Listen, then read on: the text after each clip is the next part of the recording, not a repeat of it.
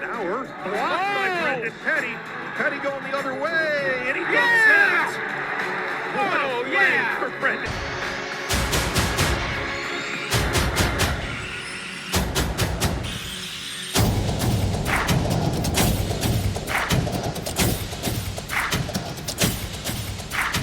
Hello again, everybody. Welcome back to the MPTV Coaches Show. Ryan Lindley, Brian Dieters. We are here for the second semester of 25-26 school year, the brand new year of 2026. But continued success for Potters Athletics. It's been a busy couple of weeks while we were all hibernating and eating cookies and chilling with our families and such. The kids have been working hard on the court and on the mat and in the pool. Yeah, let's start with the pool, because you had a chance to talk to Keegan Berkey, who's one of our Morton swimmers, earlier today, and just kind of sounds like they are continuing that. They had good success before the break. Sounds like break went really well for them. Yeah, it sounds like things have been going great for the entire season thus far, according to Keegan, who had just kind of touched base with having him in class. The chemistry is really strong between the Morton guys, the Washington kids. They haven't lost yet. They were at the Richwoods Invitational a couple of weeks ago or a week ago and did exceptionally well, won that. Apparently wasn't even close. They doubled the score from the second place, so they are doing well. Yeah. Another group doing well, kind of, again, sometimes flies under the radar a little bit, are our bowling teams. Girls hosted an invite, brought down a ton of teams, kind of fun to obviously do that and have a ton of teams at Potter's Alley. Boys team just won their last invite as well. So bowling continues to perform, obviously, at a pretty high level. Let's talk basketball. We got basketball behind us. The holiday season, always think about the holiday tournaments. And we'll start with the girls, and obviously they won their last conference game against Limestone, which is what you're seeing behind us. And then at the State Farm Holiday Classic, they finished in fourth place on the scoreboard, going 2-2 there. But I mean, I think a very productive experience, playing a lot of really, really strong competition. And the third place game is a little bit debatable because allegedly, and to be honest, the video kind of confirms this, the shot DePaul Prep made to win the game was released after the buzzer sounded. Oh, I didn't realize that. That's the first I've heard of that, so that's interesting. Yeah.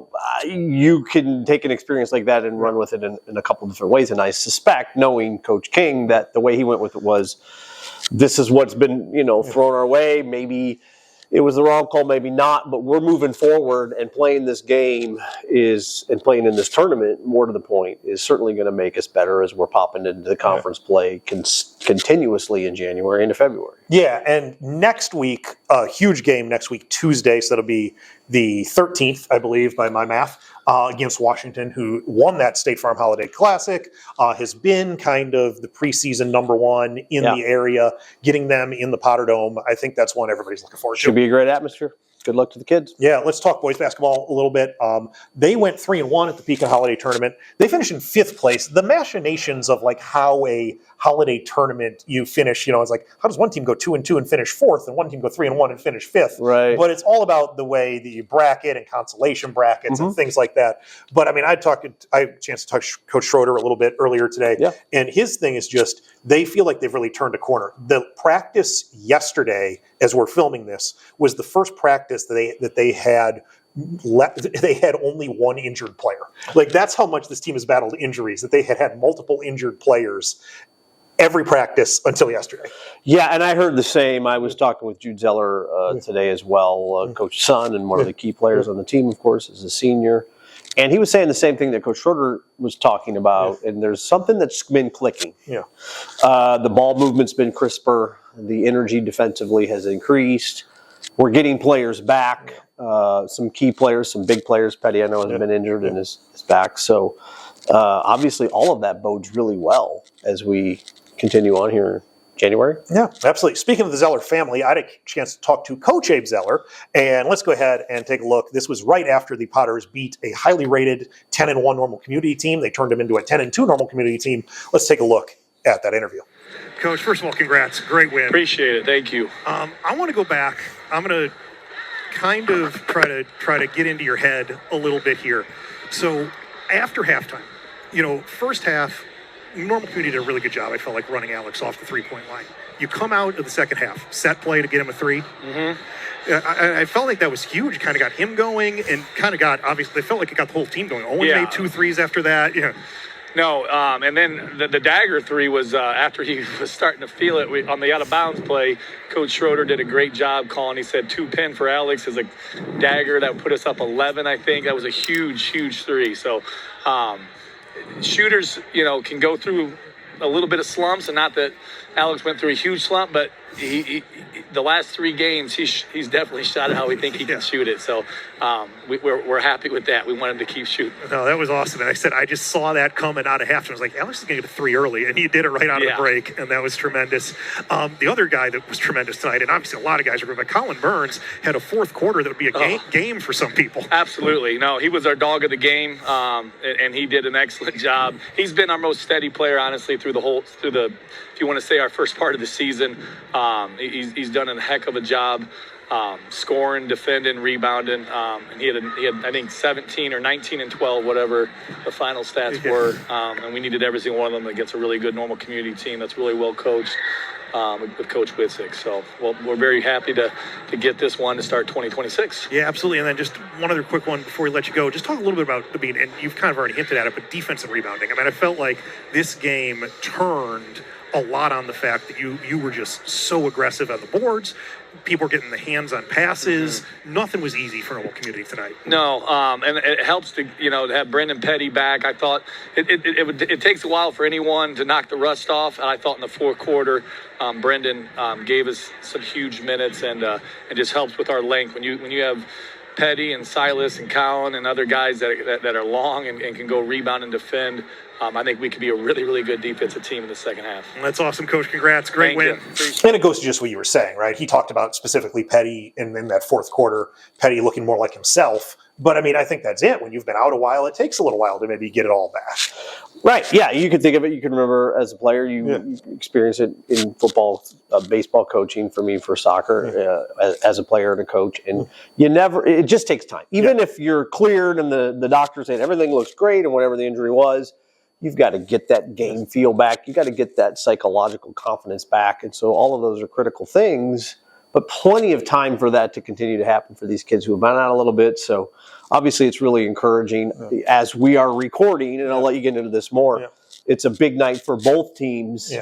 So both teams have East Peoria tonight. Obviously, on the boys' side, it becomes a huge game. East Peoria, first place in the conference. Potter's just one game behind. So obviously a chance to tie for the conference lead tonight. But the other thing that I talked a little bit with Coach Schroeder about, he felt like we're ready, we're enthusiastic, but it's the first of potentially 3 meetings with the way it looks like that sectional complex. You're going to play them twice, but you look at a regional sectional complex, it feels like you could see a Morton East Peoria regional final or Morton East Peoria sectional final. Absolutely. Obviously, they're close, so you have to think about the geography, and you have to think about the war, if you will, as opposed to the battle. And so tomorrow's a battle, but it could be several more, and you, of course, want to be there and really win that last one more than anything. But, of course, if you want the conference, you've got to go in there and see what you can do on the road. It's a very good EP team with an Illinois guy who's already committed to Illinois, former coach here in Jared Brown, so we know they're well coached. It's going to be a tough situation for the guys. Yeah, and it is the start of 3 games in 10 days, all conference games. East Peoria, Dunlap, and Washington will all be playing the Potters within the next 10-day period. So a lot of basketball action. It's going to be very telling, and it's going to give Coach Zeller a really good barometer to see just exactly where their guys are at with the other teams in the area that are the top teams. Absolutely. And then we'll wrap up today's show, talk a little about wrestling, another group that's been fantastically successful. And you had a chance to talk to Coach Henderson. What I took out of this is that he thinks he's got potentially up to 6 kids that can make that deep postseason run. He feels good, and I've known Coach Henderson for a really long time. We've both been teaching here for many years, and he's been involved in the wrestling program for most of those, as I can recall. And he feels as good with this group as maybe any group he's had. And we talked about that a couple shows ago, but now you're seeing that success on the mat with some of the guys. I know you mentioned Noah Harris won in a recent tournament. And we'll see how it goes. But there's a lot of kids that are succeeding at a high level. Yeah, I had a chance to talk to Noah today, and he was telling me the stories. And, it was a multi-day tournament. And obviously, day one, he got kind of, and it's nature wrestling, but he took an elbow to the head and just kind of, you could still see, a little bit of the battle scars, if you will. But he came back in day 2 and swept through the matches and ended up champion. It is not a sport for the weak. No. That I can tell you. Not at all. But I mean, excited to see those kids continue to have success. And honestly, everybody having great success.